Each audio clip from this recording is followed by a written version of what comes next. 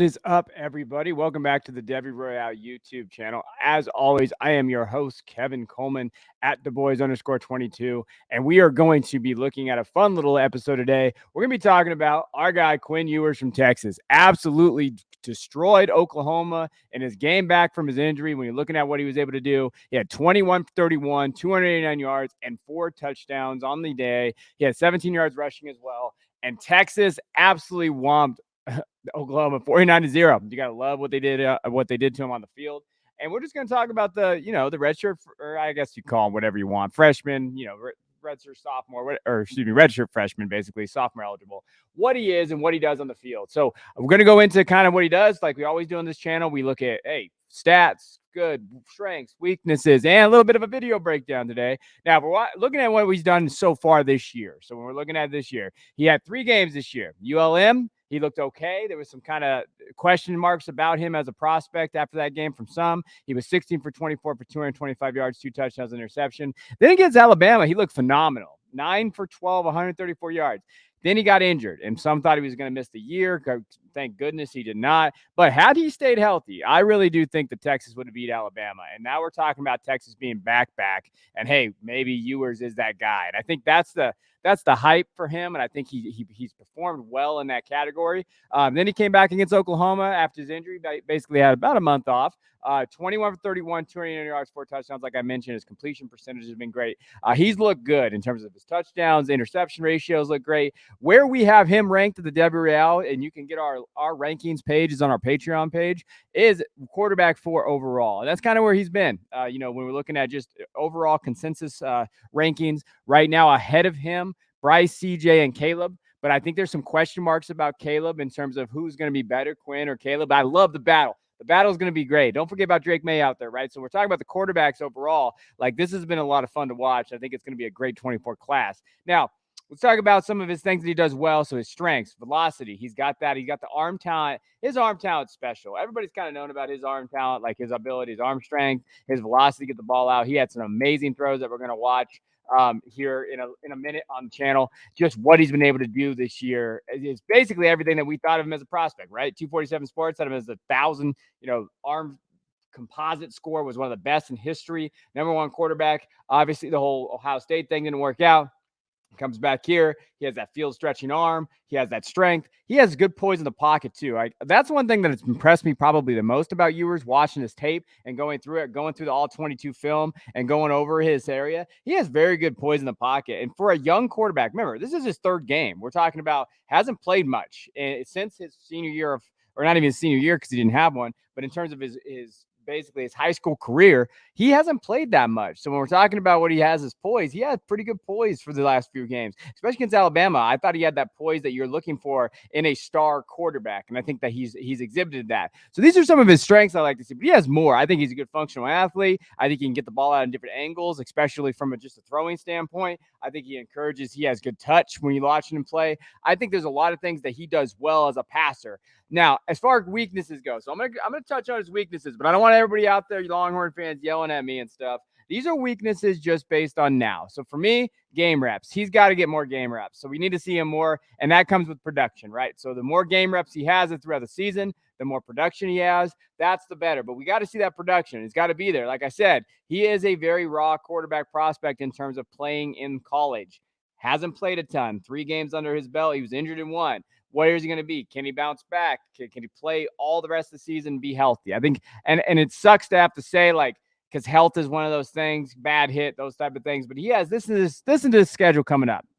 Iowa State, not ranked. Oklahoma State, 8th ranked team in the nation. Kansas State, 17th ranked nation. TCU, 13. 19 is Kansas. And he's got Baylor at home. Like, he has a legit schedule coming up. So in those, what is he going to be in those next 6 games, I think is the key. Like, what can he go? And where's that production go? Where's that game reps go? But again, these are all things that he can improve on. Kids can improve, right? So those are the areas that we need to make sure that we're listening to. Release too, I think that there is times where it can be a little elongated.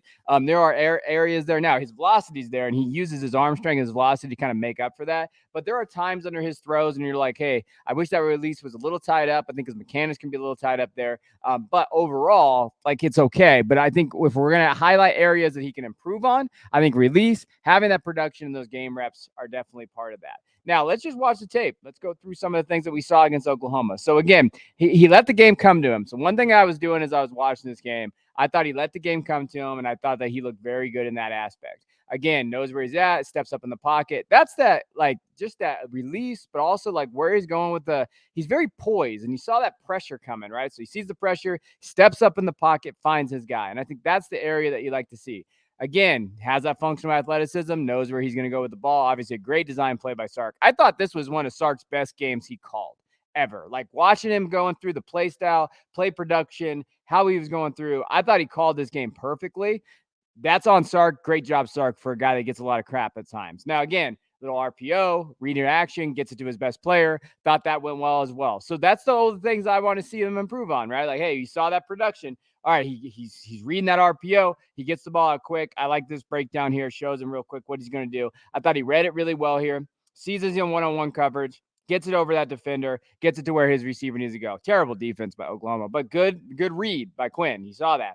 Again, steps up in the pocket here. You'll notice here, knows where he's going. Pretty effortlessly released. You like to get it a little bit down so the receiver has a chance to get a yardage after your catch, but I thought that's exactly where he needed to go with the ball. So again, production, knows where you go with the ball. On the run, little functional awareness. I thought this was a hell of a throw. Get it over that corner, like the ability to get over the corner and get it there, like that is shows where he can put the ball. Ewers can put the ball wherever he wants to put the ball. I think that is like, hey, that's something that he can progress on. Again, steps up in the pocket, has that functional athleticism to run. I think this is an underrated part of his game. I think he can do it. I don't think he has to do it, but I think that he could show it, right? When we're talking about Devy, fantasy, those type of things, we're excited. From a college standpoint, you're like, hey, he can extend plays. He can do those type of things. So we see that. Again, pressure, blitzing him, boom, gets it right over the defender, gets it on the money to his receiver. His tight end, Chaven Sanders. Like those are good plays. Like that is a very good play from Sanders. Sanders had a great game this game too. That's a player to watch as well. But if you just watch this throw, gets in the pocket, sees it, gets it right over the defender, like beautiful, on the money. Like you cannot hate on that throw. That throw, no matter, even if you're an Oklahoma fan, I don't feel like you can hate on that throw. Now, I did want to highlight this toss. Like this is where we're going to get into those game reps. So he has this great touchdown throw, and then he has this one. Kind of gets pressured a little bit. I think he just tries to throw it away, just underthrows it, right? Just not a good throw. Like everybody can agree, like that's just a throw that he can't have. I think like we talked about, then he takes a big ass hit. Get down, boy. You got to make sure you don't get hit like that. I think one of those things we're talking about game reps is it'll come, right? That's just a bad interception. We're going to chalk that up as bad. But again, under pressure, delivers it a strike right on his receiver. Like I think that poise that he shows is top notch. That's next level poise from a quarterback, especially at that level. So big fan of that. Now, again, on the run, able to get it out of the corner, steps it there. Like these are the things that you like to see from him as a quarterback. Steps up in the pocket, delivers a good strike here for a touchdown to Sanders. Again, love it. Like this is where you like to see with Ewers. Like people were really concerned coming into him at the beginning of the year. Like, hey, he didn't last at Ohio State. Hey, what are his numbers here? Where are you going to be here? But he's able to step up, gets it to his guy, and does it. And you cannot hate on the kid for having the game that he had. Now, outlook. Let's talk about it. So we already kind of mentioned his schedule, right? Iowa State, Oklahoma State, Kansas State, TCU, Kansas, Baylor. Now, let's say he wins out. Now we're talking about legitimate between him and Caleb being the quarterback one of this class. Looking at overall class, just in terms of the 24 quarterback class, you got to love what he's been able to do this year. He's had 3 games, but he's in there. Like when you're looking at it right now, in my opinion, it's Caleb and Quinn. Then you have Drake May, and then you're going to have a bunch of guys out there competing. And can they get first round draft capital? You want first round draft capital. Ewers is going to get that. I think he just based on his talent alone, like he's in the right ballpark. And I don't think you're nervous anymore about where you selected him. In Devy drafts, just based on where that was at.